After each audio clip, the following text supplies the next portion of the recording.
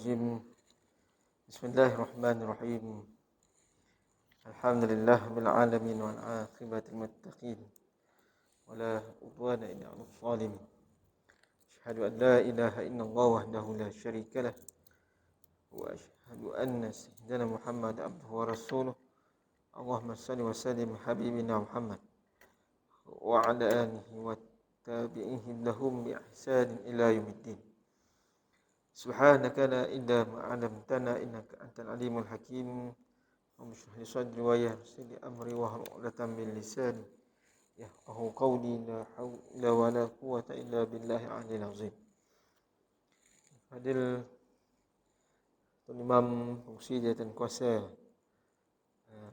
Masjid Al-Hijrah ini, tamu Allah Ta'ala, mati Allah sekalian, para alim ulama, tuan guru, mati Allah, mudahan dapat kita manfaatkan masa yang ada ini untuk sama-sama kita mengambil keberkatan majlis kita pada petang ini, insya-Allah. Sebagaimana kita ketahui bahawa kita telah pun masuk dalam fasa minggu pada bulan Rabiul Awal ini, dan memang seringkali setiap padanya dan sebenarnya kita memang sentiasa pun mengingatkan akan perjuangan Nabi SAW, bagaimana mempelajari tata cara kepimpinan dan perjuangannya, ya, bukan sahaja lebih pada itu, ya, kita mau mengambil iktibar daripada perjalanan baginda SAW pada sejak dia dilahirkan sehinggalah meresap pada jiwa kita ini tentang perjuangan baginda Rasulullah SAW ini, dan benar-benar kita laksanakan, praktikkan dalam hidup kita, ya. Pada hari ini kita perlulah berfungsi bagaimana untuk memahamkan Islam ini pada orang lain, ya. Tak cukup pada diri kita saja, ya, dan kita menguasai Islam ini, ya, sepenuhnya pada kita dan ahli keluarga, dan begitu jugalah kepada segala ahli keluarga yang lain, yang dekat ke yang jauh ini, benar-benar dia faham tentang Islam yang disampaikan, yang dibawa oleh baginda SAW ini, ya. Kalau ia benar-benar sampai kepada tujuan maksud apa yang Nabi telah sampaikan kepada kita, ya, insya-Allah tak mustahil, ya, kita boleh lihat kejayaan Islam, perjuangan Islam ini, ya. Islam tidak lagi dibenci, dikotak-katikkan, tidak lagi diperli ke dihina sebagainya, ya. Jadi apa yang berlaku pada hari ini, ya, kita bersikap lebih matang, lebih mahir mengambil situasi ini, ya. Walaupun Islam ada ketika dipandang rendah sebagainya, ya, tapi muhasabah diri kita, apakah kita benar-benar menyumbang kepada kejayaan Islam itu. Masing-masing dah berada pada tempat fungsinya, ya. Seperti tuan-tuan lah, sebagai ahli keluarga, ketua, ataupun bersama dalam organisasi ke, ataupun di kampung ke, institusi ke, ya. Jadi laksanakan seperti saya sendiri, ya, kita buktikan bersungguh, ya. Kalau kita kata dah buat 100%, ya, mungkin iktibar daripada Maulid Nabi ni lebih banyak lagi peratusnya, lebih beratus-peratus lagi lah kita mengambil semangat jati diri kepimpinan baginda SAW ini, ya. Jadi pada hari ini kita nak sambung bagaimana semangatnya seorang wanita, ya, yang juga isteri baginda SAW, sampailah pada fasa yang akhirnya. Dia satu bab ni dia bincang panjang lebar luas tentang bukan sahaja semata-mata perkahwinan baginda SAW ini, ya, tapi nak ambil pengajaran bagaimana perjuangan seorang perempuan, ya, atau isteri baginda SAW, utamanya Sayyidatina Khadijah, ya. Bila mana Sayyidatina Khadijah itu yang juga seorang wanita yang berasal dari nasab yang terhormat, ya, yang ada kemuliaannya, yang dia juga wanita yang kaya, yang juga kecergasan akal fikiran yang kita akan lihat nanti buktinya, ya. Dan sebenarnya ia juga dilamar oleh ramai lelaki lain atau semua kaum yang sebelum ini. Maka yang saya dah sebut sebelum ni, bahawa berkata sebahagian perawi ketika Khadijah berkata hal tersebut pada Rasulullah SAW, ya, tentang hasrat untuk yang kita dah sebut sebelum ni, untuk berkahwin dengan baginda Rasulullah SAW tadi, maka baginda sudah tahu maksud tersebut. Maka baginda Rasulullah SAW menyampaikan beberapa orang di kalangan bapa saudaranya, ya, untuk, ya, bertemu dengan bapa saudara Sayyidatina Khadijah, ya, bahawa Khadijah telah keluar bertemu baginda bersama Khadijah, bersama Hamzah bin Abdul Muttalib, sehingga datanglah Khuwailid bin Asad, ya. Maka ketika itulah baginda Rasulullah melamar di hadapan Khuwailid untuk mengahwinkan Khadijah, ya, dengan Rasulullah SAW, ya. Dan memang dalam riwayat memang benar fakta ini, bahawa dalam Ibn Hisham juga menyebut bahawa Khadijah lah perempuan pertama yang dikahwini oleh Rasulullah SAW, ya, dan baginda tidak pernah berkahwin sehingga Khadijah meninggal dunia. Ini dalam mana kitab sirah pun memang mengakuinya. Dan sebahagian sahabat pernah berkata, jika seorang lelaki menemui ketenangan, tempat kembali dan akal yang sempurna dari diri perempuan yang lebih tua dari segi umurnya, maka perempuan tersebut adalah lebih baik, ya, dalam konteks perkahwinan baginda Rasulullah SAW dengan Khadijah ini, ya. Sebab itu Khadijah ini yang disebut sebelum ni, ya, ditulis lagi oleh pengarang kitab ini. Itulah dia Khadijah yang mempunyai kelebihan yang lain daripada yang lain dari segi kuat agamanya, kekuatan akalnya, kepandaiannya, ya, perilakunya, contoh perilakunya, kebenaran, dan dari segi amanahnya. Sebab itu Allah Ta'ala lah yang memilih wanita ini atau Khadijah ini untuk Rasulullah SAW, ya, banding dengan perempuan janda atau anak ganda yang lain, ya. Sebab inilah ia memiliki akal yang lebih dan memiliki agama yang lebih dari perempuan yang lain, ya. Yang inilah menjadi Allah Ta'ala yang memilih baginda, ya, perempuan yang dapat dipercayai. Contoh yang kita dah sebut sebelum ni lah, ya, dalam konteks sangat-sangat diuji bahawa Khadijah ni dia tenang dan dapat menguasai situasinya, dan bertambah menguatkan semangat baginda SAW dalam menghadapi ujian atau peralihan, terutama dalam konteks sewaktu menerima wahyu yang pertama tadi, ya.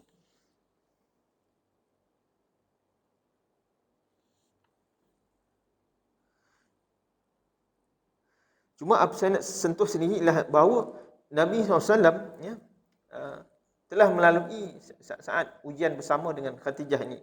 Ya, antaranya ialah bila mana dia diuji dengan kelahiran yang Nabi menampak seorang anak daripada kelahiran ataupun perkahwinan dengan Khadijah tadi. Antaranya ialah Ibrahim, ya. Mana saya sebut sebelum ni bahawa Rasulullah walaupun menerima kematian anak-anak yang lain, walau ada yang tidak sempat, ya. Sebab ramai anak-anak baginda SAW ini meninggal ketika kecil, ya. Cuma yang sempat membesar ialah Fatimah, ya, yang juga meninggal dunia selepas wafatan Nabi SAW dalam tempoh 6 bulan selepas baginda wafat, ya. Cumanya bila kematian seorang anak tadi, seperti yang disebut dalam kitab ini, bahawa Rasulullah SAW ia tetap seorang yang tabah, sabar, walaupun menerima kematian anak-anak baginda itu, ya. Ada ketika yang baginda SAW tetap menitiskan air matanya, ya. Maknanya ini fitrah ataupun naluri manusia itu, bahawa ia tetap ada mengalami keadaan sedihnya, ya.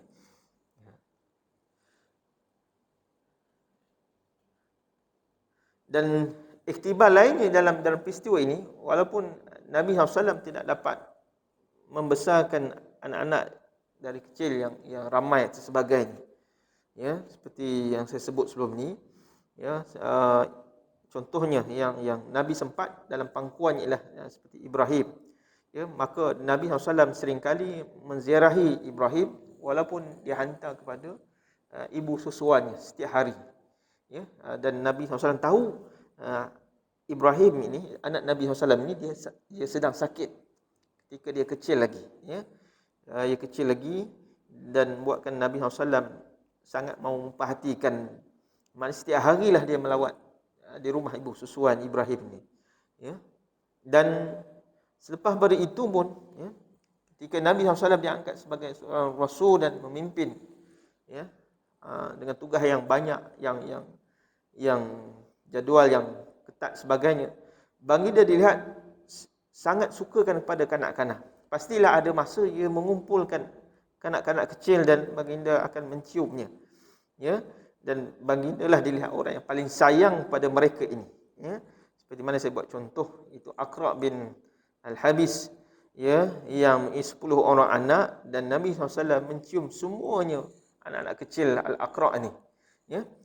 Maka Aqra' berkata, kenapa, ya, kamu buat begitu? Bahawa aku selama ini tidak pernah mencium setiap orang pada anakku, ya, kata Aqra', ya. Rasulullah SAW kata, adakah kamu menginginkan Allah Ta'ala menghilangkan rahmatnya daripada hatimu? Siapa yang tidak menyayangi ataupun tidak ada memiliki rasa kasih sayang, maka dia tidak akan disayangi, ya. Ini yang berlaku, ya, membuatkan Aqra' tersedar dan melakukan seperti apa yang Rasulullah buat kepada anak Aqra' sini, ya. Rasulullah juga selalu menggendong Umamah, itu anak perempuan Zainab, dan diletakkan di atas bahu baginda ketika solat, dan ketika baginda sujud, ya, maka dia letakkan, dan ketika berdiri baginda mengangkatnya kembali, ya. Seperti cucu Nabi SAW daripada perkahwinan Sayyidina Ali dan Fatimah, itu Hasan dan Husain, selalu menaikkan di atas punggung baginda atau di belakang baginda ketika dia sedang sujud, dan baginda juga, yang ini pun kita tahu, ya, pastilah baginda akan tunggu sehingga Hasan itu turun dengan sendirinya. Kalau lama-lamalah, ya, maknanya baginda akan memanjangkan sujudnya kerana takut menghalau anak kecil ini atau kerana takut menyakitinya. Macam itu sekali, ya.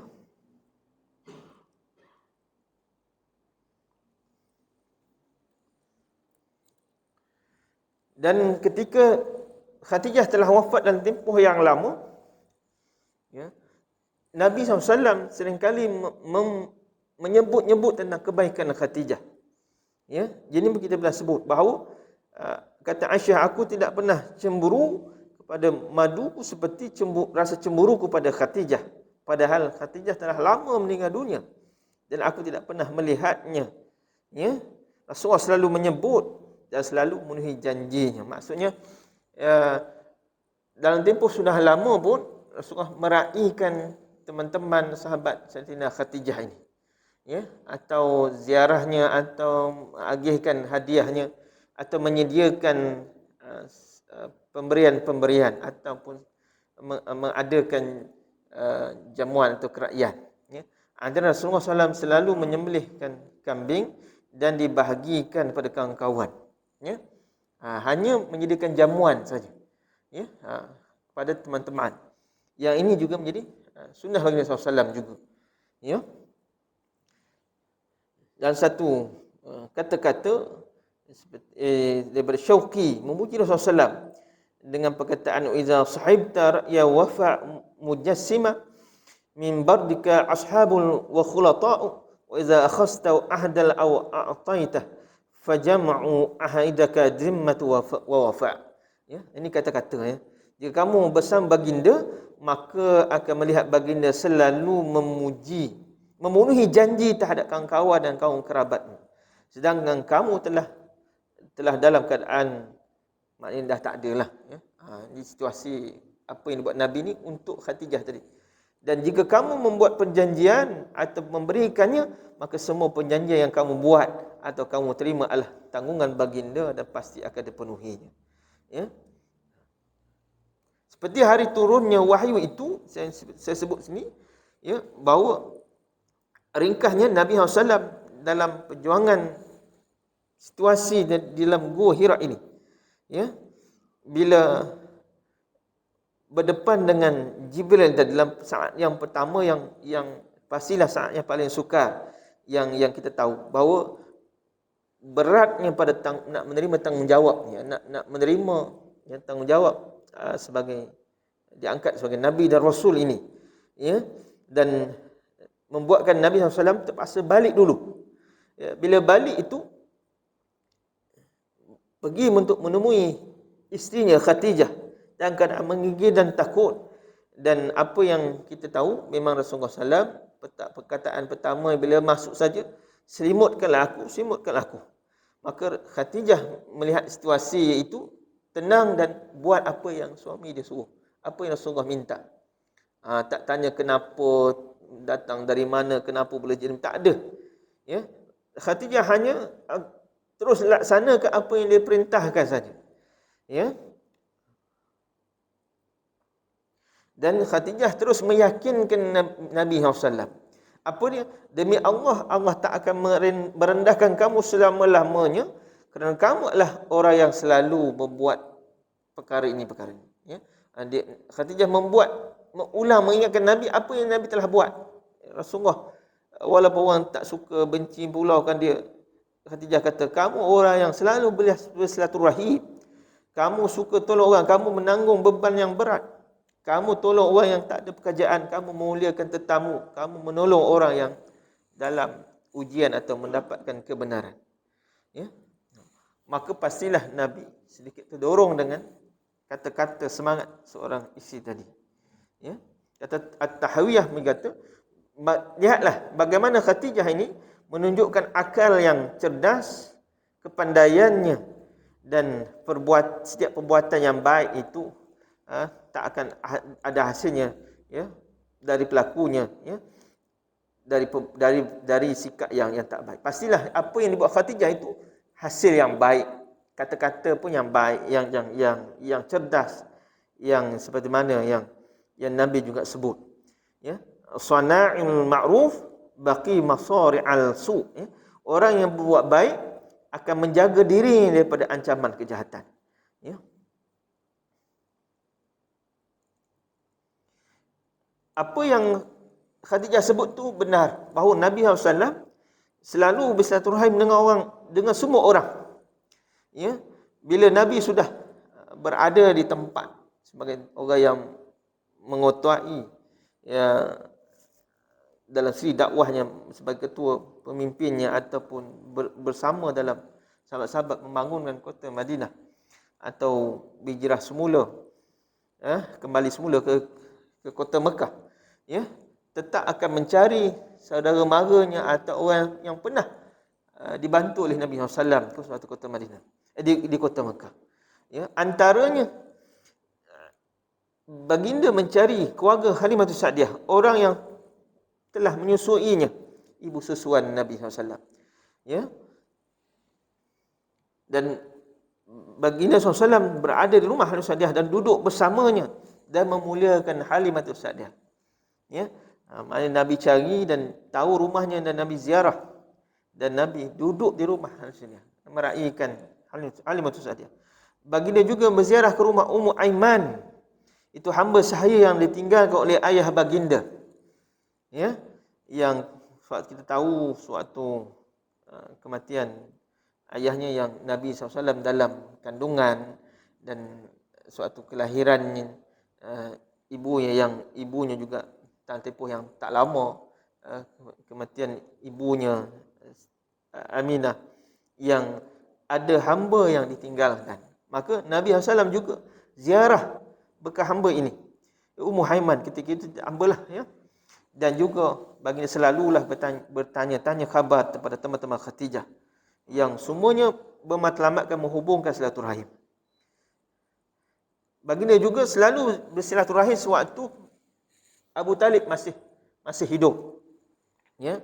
Sehinggalah baginda yang kita dah sebut sebelum ni selalu ziarah Abu Talib ketika Abu Talib sedang sakit dan saat nyawa yang atau nazak yang sangat akhir, baginda masih mengharapkan Abu Talib untuk masuk Islam. Terimalah akidah ini.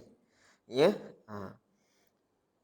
Dan Nabi SAW sangat inginkan Abu Talib untuk terimalah petunjuk yang benar ini. Ya. Apabila Khadijah memberikan kata motivasi bahawa kamu Rasulullah telah banyak menanggung beban yang berat. Kata tafsir sirah ini bahawa Nabi SAW membantu setiap ujian yang berat. Nabi SAW membantu perkara yang payah, yang berat, yang tak dapat dibawa oleh kecuali hanya lelaki saja yang boleh masalah itu.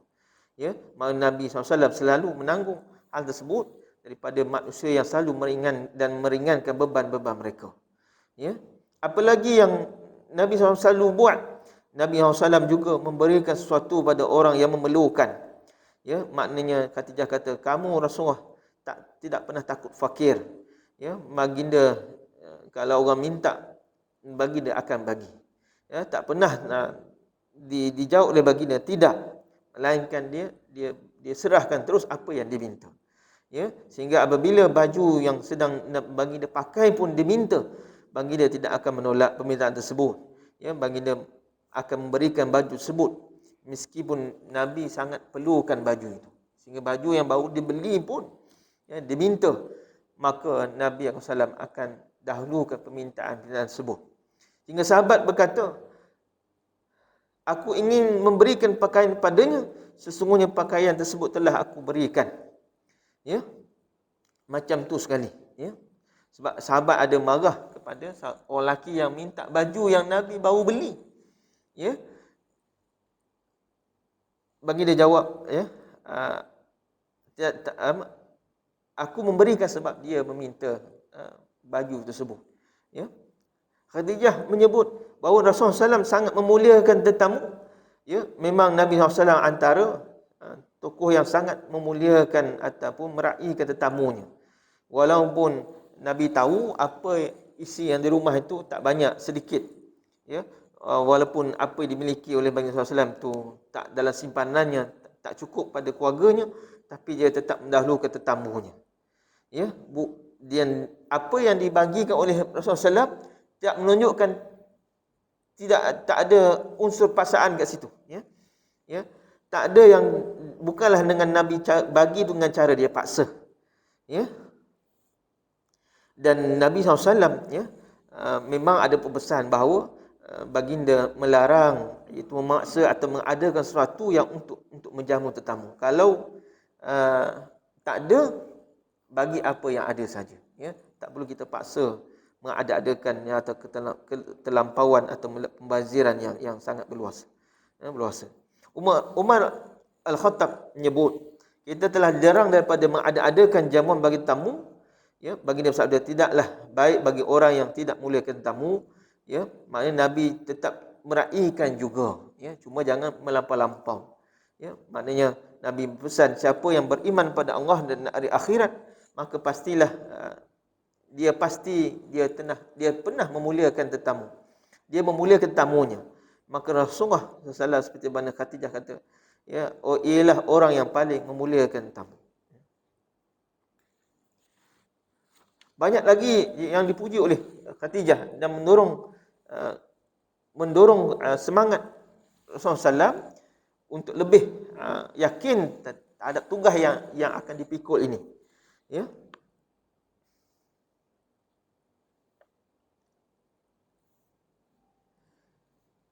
Bahawa Rasulullah SAW dilihat memang sentiasa mendapat sokongan dan dokongan, seperti mana Khadijah telah menolong Rasulullah SAW dalam tempoh yang sangat getir dan bahaya. Bila diangkat sebagai Rasul, maka disitulah nampak ya, ancaman dan bahaya yang sangat berterusan, yang memerlukan satu sokongan yang kuat. Seperti untuk menyebarkan dakwah ini perlu juga sokongan ekonomi, sokongan dana yang cukup kuat dan untuk memudahkan lagi supaya perjalanan Rasulullah SAW tak ada lagi ancaman dan sebalik. Ya. apa yang dilihat oleh bantuan oleh Khadijah itu pada waktu yang paling bahaya ialah yang pernah Rasulullah SAW alami. Ya, iaitu masa datangnya penganiayaan. Ya, masa Rasulullah SAW difitnah. Ada waktunya tidak kepercayaan orang kafir terhadap baginda Rasulullah SAW. Ya, maka inilah keadaan yang sangat bahaya. Maknanya Khadijah tetap bersama Rasulullah SAW. Ya, tak pernah kata untuk meninggalkannya ataupun untuk jauh pada baginda Rasulullah SAW. Ya, dan sentiasalah Khadijah menyokong dan menghulurkan bantuan-bantuan yang diperlukan ketika itu. Ya. Maka melihatkan kepada semua kebaikan-kebaikan itu tadi, maka Allah Ta'ala pastilah menjaga dan memudahkan perjalanan baginda Rasulullah SAW dalam dakwahnya. Ya. Maka pastilah Allah Ta'ala akan membalasnya, ya, kepada kebaikan-kebaikan yang pernah dibuat. Ya.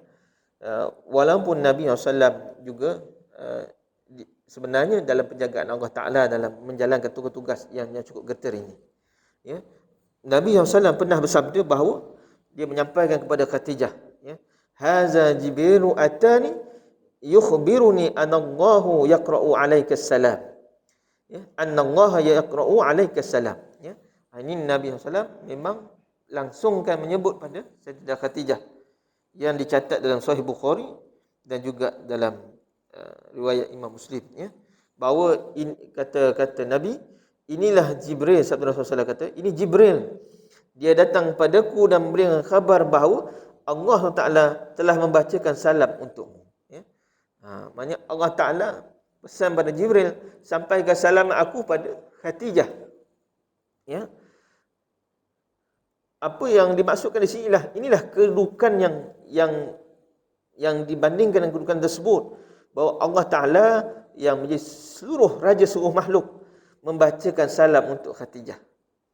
Ya, ini kemuliaan perjuangan seorang wanita di sisi ataupun isteri Rasulullah SAW pada ketika sangat diperlukan dan Khadijah berada pada tempatnya. Ya, maka apa Khadijah jawab? Maka dia menjawab, Allah SWT, Allah lah yang maha memberi salam, darinya datang keselamatan, semoga keselamatan selalu terlimpah padamu wahai Rasulullah dan pada Jibril.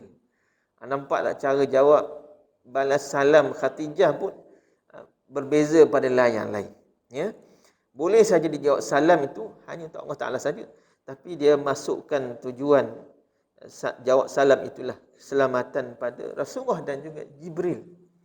Ya, tak terfikir oleh kita pun tak terfikir, umat manusia biasa pun tak terfikir jawapan ini.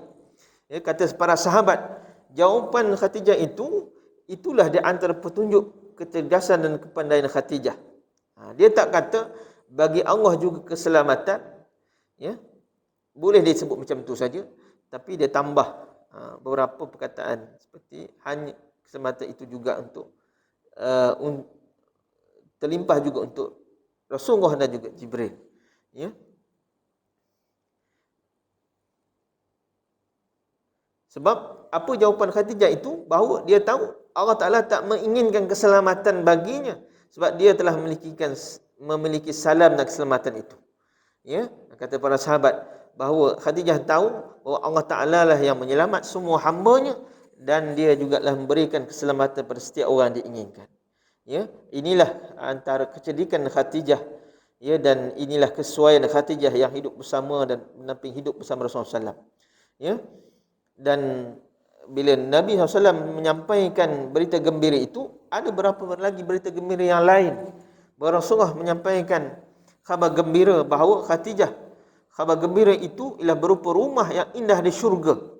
Dalam satu hadis menyebut, ya Khadijah, inna Allah yubashiruki bibaitin fil jannah min qasbillah sahba fihi wala nasab atau kama qala.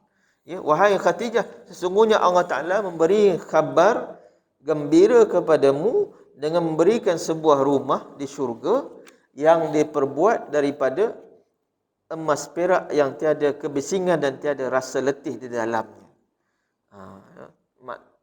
Maknanya Nabi sebut tu, ya, ada maksud yang dalam tujuan bila Allah Taala kata ada singgah sana untuk Khadijah, tapi singgah sana yang Nabi maksudkan itu ada kelainan ni kat sini, ya. Bila disebut rumah, kenapa tak disebut istana, ya? Nabi sebut Khadijah, Allah Taala sediakan rumah untuk kamu, ya. Kenapa tidak disebut istana? Bahawa Khadijah akan dipertemukan lagi dengan Rasulullah SAW untuk membina keluarga, maka rumah mereka adalah rumah yang terbaik seluruh dunia dan rumah terbersih di dunia ini. Ya, itu dimaksudkan oleh Nabi SAW. Kenapa disebut emas perak? Karena Khadijah akan mendapat, ya, pingat emas dan gangsa atas sumbangan dia itu, maka dia mencapai kebaikan. Dialah yang sebagai perempuan atau wanita pertama yang masuk Islam, ya.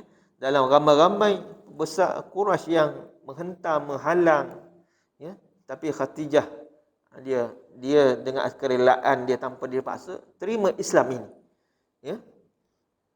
Itulah perhiasan yang paling indah lagi, ya, bagi diri dia. Dia tak hiraulah emas yang atau kekayaan atas dunia ini, dia tak hirau. Dia sanggup membayar semuanya, ya. Yang kedua, kenapa Rasulullah kata rumah itu tak ada kebisingan, tiada keriakan atau tiada ribut di sana. Itulah rumah yang tenang, yang sejuk dan teram. Sebab selama dia bersama dengan Rasulullah SAW, pastilah Rasulullah SAW membawa kesan cabaran dakwah itu, ya, membuatkan dia menerima kesan kesusahan-kesusahan itu, ya. Tapi di syurga tak ada rasa letih, ya. Akan tapi dialah yang kalau di dunia Khadijah terkesan dengan beban yang menimpa diri Rasulullah SAW, ya. Tapi bagaimana kita lihat cerita awal tadi, dia susah macam mana, Khadijah tu tetap tenang, ya. Semana kita dah sebut juga bahawa bila mana Khadijah membawa kepada seorang pendeta, ya, bila melihat kepada khabar yang dibawa oleh Rasulullah SAW tadi, iaitu Waraqah bin Naufal, ya, maka menceritakan tentang proses wahyu yang pertama tadi, ya. Maka untuk lebih menguatkan lagi keyakinan Nabi SAW, ya, apa yang usaha Khadijah itu bila dia nak bawa kepada satu orang yang boleh selamat ataupun rasanya akan terlindungi dan dipercayai, maka bahawa Rasulullah menerangkan bahawa, ya, seperti mana kata-kata Waraqah bahawa aku pernah melihat bahawa apa yang telah dialami oleh kamu sama seperti kisahnya Nabi Musa AS yang pernah didatangi oleh malaikat kepadanya, ya, yang Waraqah menyebut dalam dimaksudkan oleh Waraqah ialah Namus yang bertemu dengan Nabi Musa, ya. Dan Waraqah kata, ya, memberi khabar bahawa kaumnya akan menyakiti kamu, akan membohong kamu Muhammad, akan mengusir baginda dari tanah kelahirannya. Rasulullah memberhentikan pertanyaan Waraqah tadi, pernyataan Waraqah tadi, ya, apakah mereka akan menghalau aku, ya. Itu poinnya. Kalau semua ancaman tadi bagi Nabi SAW tak penting, apa yang disebut oleh Waraqah tadi, ancaman ke nak bohong ke nak benci ke sebagainya, ya. Yang maksudkan Waraqah ini, Nabi SAW selepas ini akan mendapat ancaman lebih berat lagi di kalangan kaum musyrikin, ya, pembesar-pembesar musyrikin ini, ya. Dan kamu juga akan dihalau dari kota Mekah, ya. Cuma Nabi bimbang mereka akan menghalau dia keluar dari Mekah tadi, ya. Dalam konteks ini Rasulullah sangat cintakan Mekah ni, ya. Pastilah dia tak akan tinggalkan Mekah ini selagi ada hayatnya, ya. Sebab itu dia minta Waraqah tak berkata lagi bahawa aku sama sekali tak akan tinggalkan tanah air ini, ya, kecuali lah diperintahkan oleh Allah Ta'ala. Sebab itu ada peristiwa hijrah tadilah, ya. Maka Rasulullah SAW selalu mengingatkan Khadijah, ya, yang juga selalu memberikan pemberian-pemberian ataupun menyedekahkan, infakkan hartanya sehingga habis segala hartanya, ya. Ini juga selalu disebut dalam mana-mana dalam catatan sejarah ini, ya. Maka daripada iktibar ini saya simpulkan sedikit bahawa dengan kebaikan dan kesannya kepada perkahwinan ini, bahawa Khadijah telah memberikan contoh teladan yang baik, ya, bukan sahaja memiliki nama dan selalu dipuji dengan pujian yang baik. Maka Nabi, seperti mana yang dihasrat oleh Nabi Ibrahim pada umat ini. Nabi Ibrahim ni buatkan satu doa, yang doa itu saja bukan untuk dia dan tapi untuk umat akhir zaman. Wa ja'alni lisana sidqin min fil akhirin, dan jadikanlah aku buah tutur yang baik bagi orang-orang yang datang kemudian. Kemudian siapa? Kita lah. Inilah hasilnya.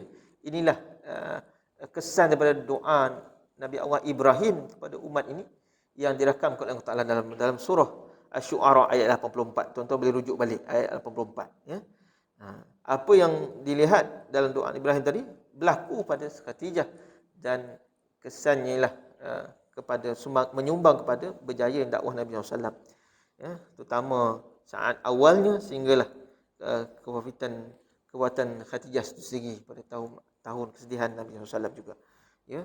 Mudah-mudahan kita dapat ambil beberapa iktibar dan pelajaran daripada sebahagian daripada kisah Rasulullah Nabi SAW ini, dan sebenarnya banyak sahabat-sahabat mengambil contoh teladan Khadijah ini, ya, dan mereka sangat terkesan dengan apa yang dibawa oleh Khadijah pada Nabi SAW.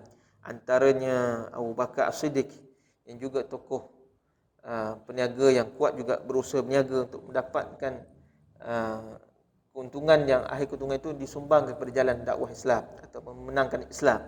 Khadijah ini, Abu Bakar juga dia berjual unta dan kambing. Ya, Sa'ad bin Musayyab juga sahabat yang berjualan minyak, ya, yang juga sangat rajin dan juga sentiasa menaikkan hasil jualan dia. Ya, Al-Fara' An-Nahwi juga ahli ibadah yang juga ahli menyamak kulit, yang kuat bekerja juga. Ya, Az-Zujaj yang juga orang yang banyak memiliki kaca yang selalu dibersihkan dan dia baiki balik dan dia jual. Ini tokoh-tokoh yang terkesan dengan perilaku ataupun teladan yang ditunjuk oleh baginda SAW sebenarnya, untuk kita jadikan iktibar dan lebih kuat semangat kita dalam kehidupan kita nanti, insya-Allah. Dan ramai lagi yang kita tak sebut, seperti Abu Hanifah yang kita tahu dia juga tokoh mazhab, imam mazhab. Dia juga tokoh korporat, tokoh yang bidang ialah jual kain atau pakaian, ya. Lepas itu dia mahir dalam kepakaran bidang dalam konteks muamalah atau jual beli ataupun berkaitan dengan muamalah sendirilah, ya. Wallahu a'lam. Sekali lagi, Allah Ta'ala qul qawli hadza wa astaghfirullahalazim wa sa'il muslimin wal mu'minin fastaghfiruh innahu ghafurur rahim. A'udzu billahi minasyaitonir rajim. Allahumma faqihhu fid din sami wa a'lam wa arif fahman wa jasiratal mustaqim sayyidina maulana Muhammad wa ala alihi wa sallam. Alayhi tahiyyatu wa salam wa akhiru alhamdulillah bil alamin.